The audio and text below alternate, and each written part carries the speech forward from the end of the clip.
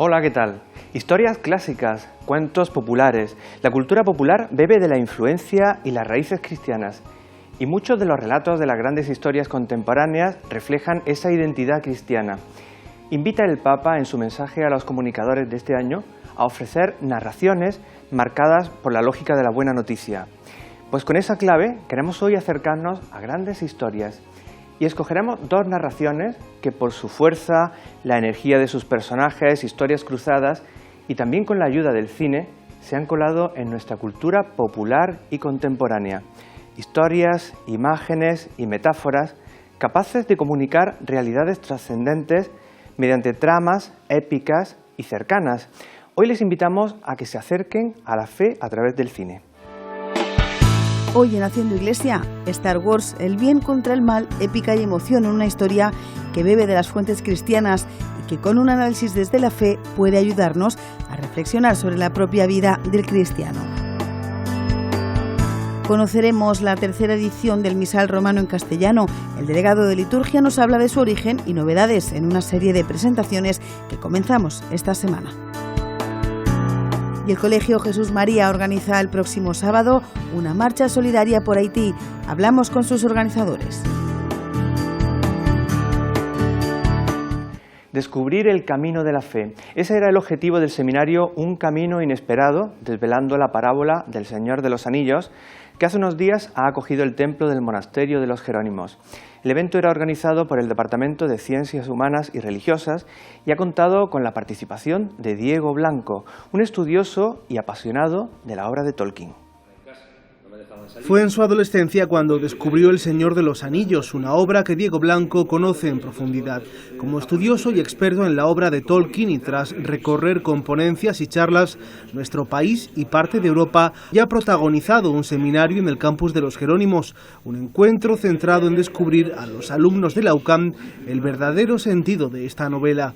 Ha llegado un momento que es importante reivindicar qué significa El Señor de los Anillos, ¿no?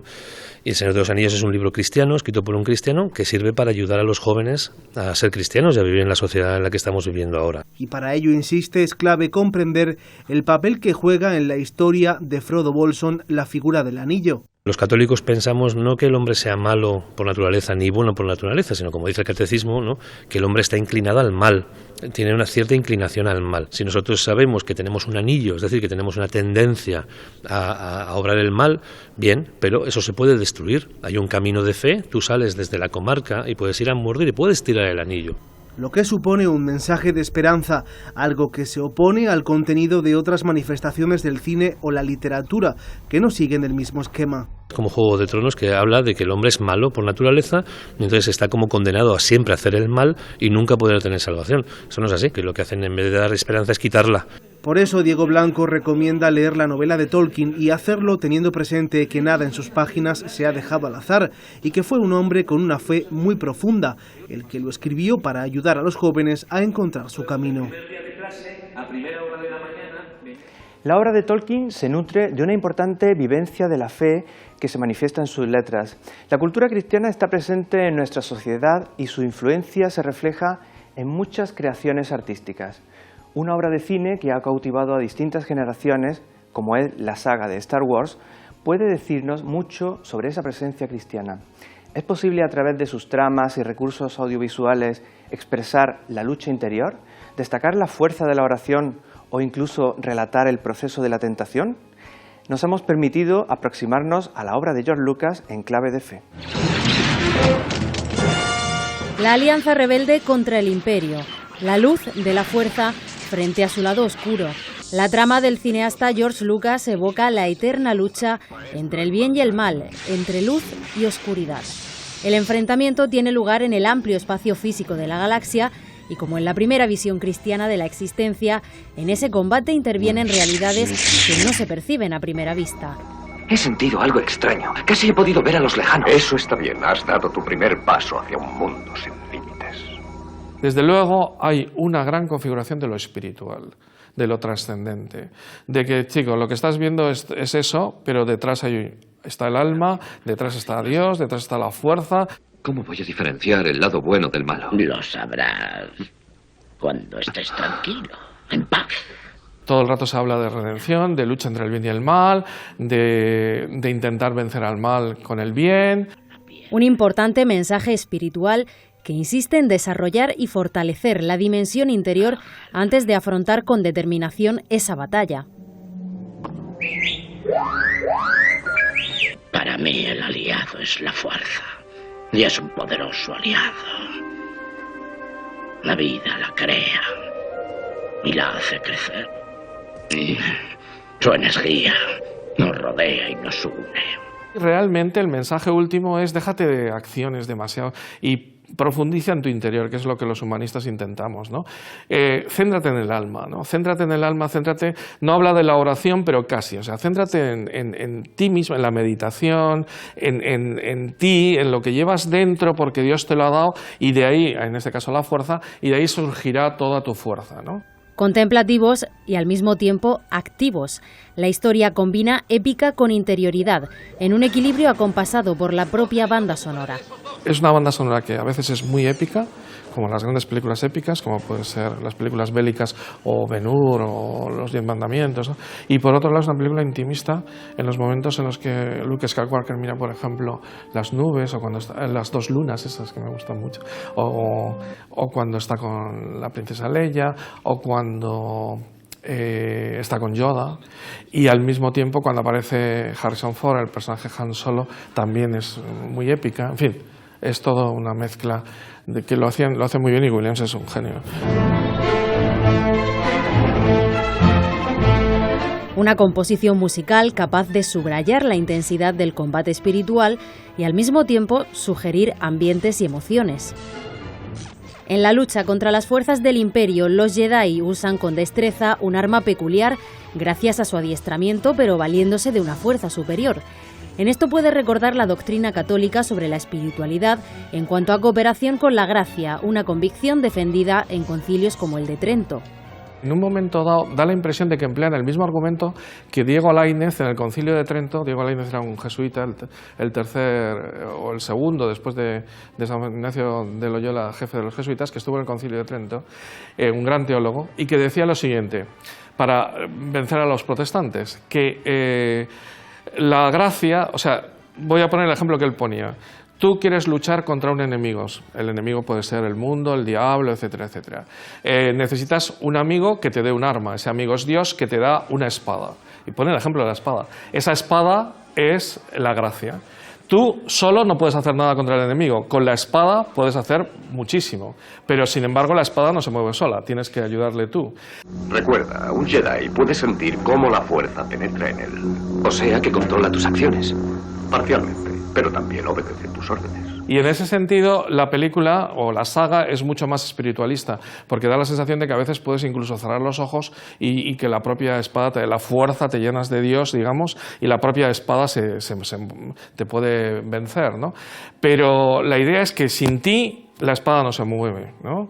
Y eso es parte importantísima de lo que es la actuación del hombre sobre la tierra y de lo que es, efectivamente, Dios te ayuda con la gracia, tú puedes con la fe superar cantidad de cosas, pero tienes que poner algo de ti, ¿no?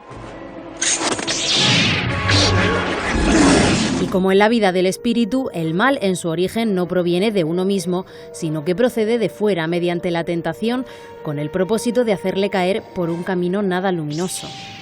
Plantea un tema que no es la dualidad del hombre, sino que existe el diablo, digamos, y existe la tentación en cada hombre. El hombre es en general totalmente libre, pero puede caer en el lado oscuro si va dejándose ir por pequeñas tentacioncillas. Anakin, lo único que deseo es tu amor. El amor no te salvará, Padme. Solo mis nuevos poderes lo harán. ¿A qué precio?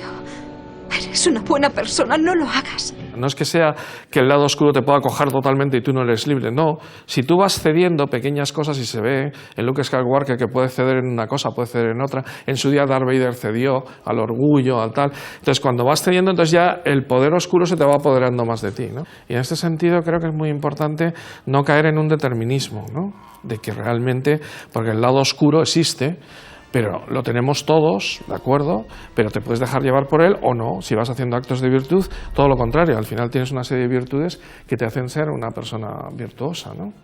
Es la tentación que a todos amenaza y que en la película personifica el personaje oscuro de Darth Vader. Su aparición viene acompañada de un leitmotiv musical inconfundible. Yo soy tu padre. La huella del compositor John Williams y sus temas recurrentes son clave para evocar ambientes y vivencias interiores de los personajes. Luchas épicas, externas e internas, caída y arrepentimiento. Ilustraciones del combate propio de la vida cristiana y que señalan el mensaje esperanzador del triunfo final. Una importante obra del cine contemporáneo que, más allá de entretener e influir a varias generaciones, puede usar su fuerza para despertar en nosotros la esperanza en el triunfo del bien sobre el mal.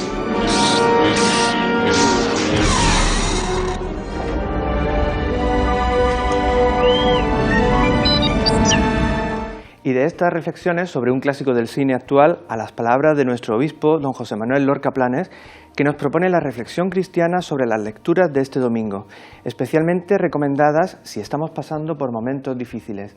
¿Cómo podemos confiar en Dios aún en esos momentos?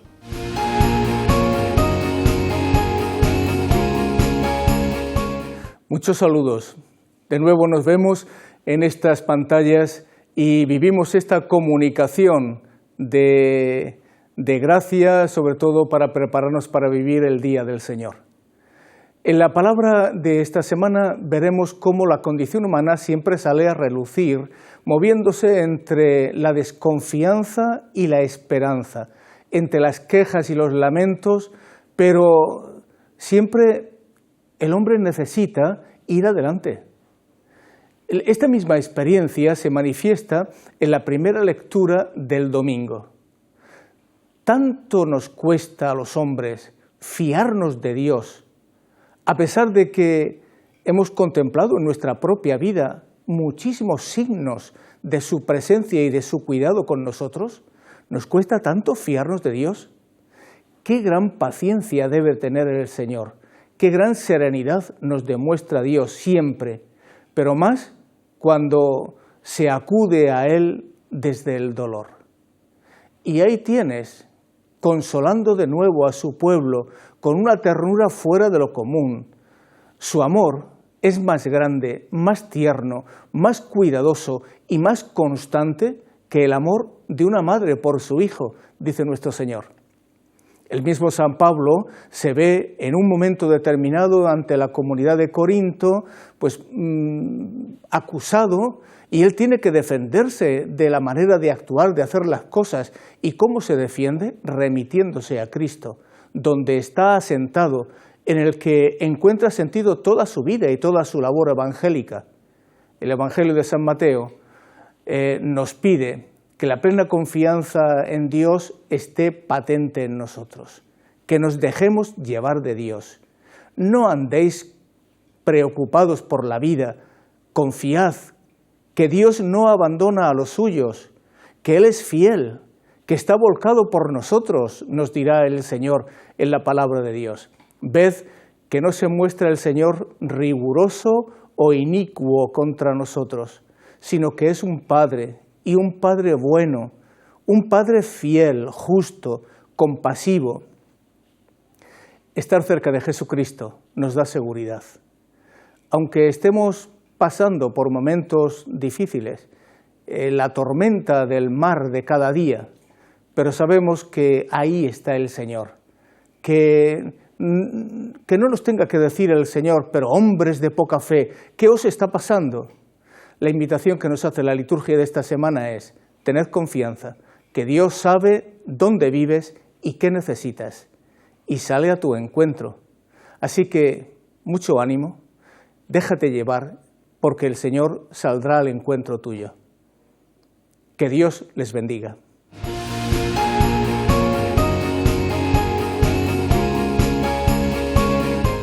La enfermedad como medio de descubrir la relación profunda con Dios. De eso saben mucho los hospitalarios de la Hospitalidad de Lourdes, que hace unos días volvían a iluminar con sus antorchas la Catedral de Murcia. Como cada año, en torno a la festividad de Nuestra Señora de Lourdes, la Hospitalidad convoca a enfermos y hospitalarios de la región de Murcia a participar en una jornada de convivencia. La clausura de la jornada tenía lugar en la catedral con la Eucaristía presidida por el arzobispo emérito de Burgos, Monseñor Francisco Gilellín, acompañado por el conciliario de la Hospitalidad, Luis Emilio Pascual, y el viceconsiliario Francisco Azorín, además de otros sacerdotes hospitalarios. En la homilía, Monseñor Gilellín invitó a vivir la enfermedad como un motivo para redescubrir la relación íntima con Dios. Y para tantos de nosotros, ese descubrir nuestras debilidades, la fragilidad de la enfermedad, nos lleva a descubrir más y más profundamente a Dios, que es en definitiva el sostén de nuestra dignidad y grandeza. El arzobispo emérito de Burgos alentó a los enfermos a permanecer siempre cercanos a Cristo y destacó a los voluntarios por su compromiso. El compromiso del que ha descubierto a Cristo en su vida es grande, es sublime. Al finalizar la Eucaristía se realizó la tradicional procesión de las antorchas por el interior de la catedral, uno de los actos más característicos de los que se realizan en el Santuario Mariano de Lourdes. La próxima actividad de la Hospitalidad será la peregrinación al Santuario de la Vera Cruz de Caravaca el 26 de marzo. Los cristianos vivimos de la Eucaristía. La Eucaristía es algo así como nuestro ADN. En ella recibimos a Cristo, que es la vida. Contamos ya con la nueva edición en castellano del Misal Romano, el libro que guía la celebración de la Santa Misa. Trae algunas novedades y sobre todo es una oportunidad para acercarnos con ánimo renovado a la misa. Con la de hoy comenzamos una serie de explicaciones sobre esta nueva edición a cargo del delegado episcopal Ramón Navarro. Tengo en mis manos un libro que ha sido esperado por la Iglesia de España durante muchísimo tiempo, durante más de 10 años. La traducción al español para España de la tercera edición del Misal Romano. Vamos a intentar presentarlo un poquito y ver especialmente cómo, no solamente para los sacerdotes, sino también para los laicos, esta publicación, este libro, que se comenzará a utilizar a partir del primer domingo de Cuaresma de este año, el día 4 de marzo, tiene una enorme importancia, una enorme utilidad. ¿Qué es un misal? Pues un misal es un libro litúrgico, es el libro que se utiliza en concreto en la celebración de la Eucaristía. Junto con el leccionario, el misal es el libro más importante. El leccionario contiene las lecturas que se leen durante la celebración, el misal contiene los textos que se utilizan en la celebración, o sea, las oraciones, también incluso hace referencia a los textos de los cantos. Junto con las oraciones, el misal tiene también lo que llamamos las rúbricas, es decir, las indicaciones de cómo se desenvuelve la celebración. Podemos decir que el misal es el marco objetivo de la celebración, es el que nos indica las distintas partes, los distintos ritos, cómo se hacen. Por tanto, es un libro que hay que conocer y que hay que utilizar. El misal también es un testimonio de fe. El misal contiene oraciones que provienen de los antiquísimos sacramentarios de la Iglesia, los primeros libros litúrgicos, allá por el siglo VII, siglo VIII, un 80 o quizá cerca de un 90% de las oraciones que nosotros utilizamos en la celebración las han utilizado nuestros antepasados durante muchísimos siglos y por tanto contienen un depósito de fe. El misal transmite la fe desde el contexto propio de la liturgia, que es el contexto de la celebración del misterio de la fe. Hay un antiguo proverbio, un antiguo adagio en latín que dice lex orandi, lex credendi, que traducido un poco libremente significaría la forma que tenemos de celebrar, también muestra la forma que tenemos de creer. Muéstrame cómo es tu celebración y yo te diré cómo es tu fe. Por eso el misal es un testigo de ese depósito de la fe. El misal que hoy utilizamos en la Iglesia Católica de rito romano es el que llamamos el misal de Pablo VI, el misal que se reformó según los decretos del Concilio Vaticano II, el misal que se publicó en primer lugar en 1970 y que ha tenido hasta la fecha de hoy 3 ediciones. Ahora comenzaremos a utilizar la traducción al castellano de la tercera edición típica del misal romano, pero de esto hablaremos en otra ocasión. Para que, ayudados por tu misericordia, vivamos siempre libres de pecado y protegidos de toda perturbación. Y les hablamos ahora de la gran muestra del 2017 en nuestra comunidad, que se celebra con motivo del Año Santo Jubilar de Caravaca de la Cruz. La muestra era inaugurada por el presidente regional y el obispo de la diócesis de Cartagena.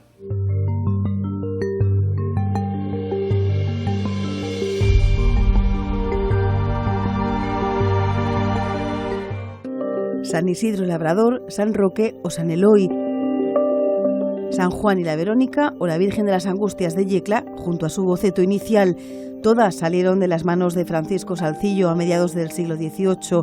Desde hoy conforman la exposición Francisco Salcillo y Caravaca de la Cruz, un hito cultural con motivo del Año Santo. Invitar a toda España, a toda la región de Murcia, a que visiten Caravaca y que en su itinerario no solamente se circunscriba a lo que es nuestra basílica, sino que paseen por Caravaca y visiten esta exposición. Aquí también encontrarán tallas de Ginés y José López, padre e hijo, ligados al taller de Salcillo, así como obras de Marcos Laborda o Francisco Fernández Caro. Un motivo añadido, el cultural, para visitar Caravaca de la Cruz en estos primeros meses de Año Santo. Juntos se consiguen resultados extraordinarios como este, para que se visiten, se disfruten y que sea un motivo más para venir este año jubilar a Caravaca de la Cruz, pero un motivo para llegar al motivo importante, que está un poquito más arriba, que es la Santísima y Vera Cruz de Caravaca. Más de 50 obras de toda la región, en las que destacan las esculturas, pinturas o publicaciones recuperadas gracias a la colaboración de muchas parroquias de la diócesis de Cartagena. Que tengan tiempo para disfrutar de lo bello, para disfrutar también de esta exposición, y a todos que pasen en Caravaca una feliz jornada y que repitan cada vez que se les venga a la memoria de que aquí hay un verdadero corazón que sigue latiendo. Hasta el 28 de mayo, la Compañía de Jesús tendrá las puertas abiertas de una exposición que recoge el legado del mayor imaginero del barroco español, el escultor del mayor crédito de estos reinos.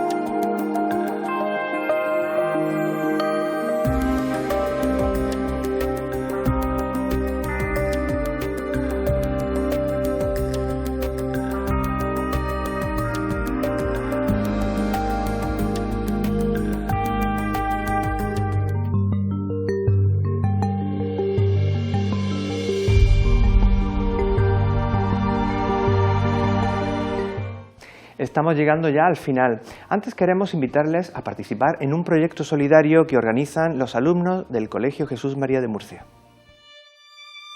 Fue devastador. El huracán Matthew dejó a su paso por Haití centenares de víctimas y miles de desplazados. Cuando aún no se había recuperado del terremoto de 2010, en octubre del año pasado sufría una de sus peores crisis humanitarias. Desde entonces, la ayuda llega al país de numerosos rincones del mundo. Uno de ellos, este colegio de Murcia. Los alumnos de primero de bachiller organizan estos días, como vienen haciendo desde hace 17 años, una marcha solidaria con un fin: recaudar fondos para los damnificados. Este año vamos a vender camisetas, estas son las de organizador, que las tienen los profesores, los organizadores y los que van a hacer de voluntarios de otros cursos más pequeños y del Jesús María de Senda, que también vienen a hacer de voluntarios. Vamos a vender camisetas que esas las puede comprar todo el mundo en la caseta, todo el mundo que se acerque, que llevarán un dibujo hecho por un niño del colegio. El proyecto de este año es construir viviendas en Haití para aquellos que las perdieron, crear casas de acogida, pero también movilizar a la sociedad y demostrar que los murcianos ayudan en los problemas del mundo. La marcha comenzará a partir de las 11:30 en la Plaza de Santo Domingo. Seguimos por Alfonso X y giramos por Gutiérrez Mellado. A mitad de Gutiérrez Mellado lo paramos y seguimos hasta la Redonda y damos la vuelta, todo recto para Alfonso X. Y así, continuamente de 12 a 1, hasta que cerramos el recorrido y ya ahí la gente se queda viendo las actividades, participando, comiendo, sin límite de edad. De hecho, en la carrera no solamente se puede ir corriendo, sino que se puede ir con patines, se puede ir menos en bicicleta, pero si hay alguien en silla de ruedas que quiere ir y dar una vuelta simbólica, lo que sea, y es muy familiar. El próximo domingo, 25 de febrero, este evento llevará la solidaridad al centro de la ciudad de Murcia, también con animación, música y juegos para toda la familia.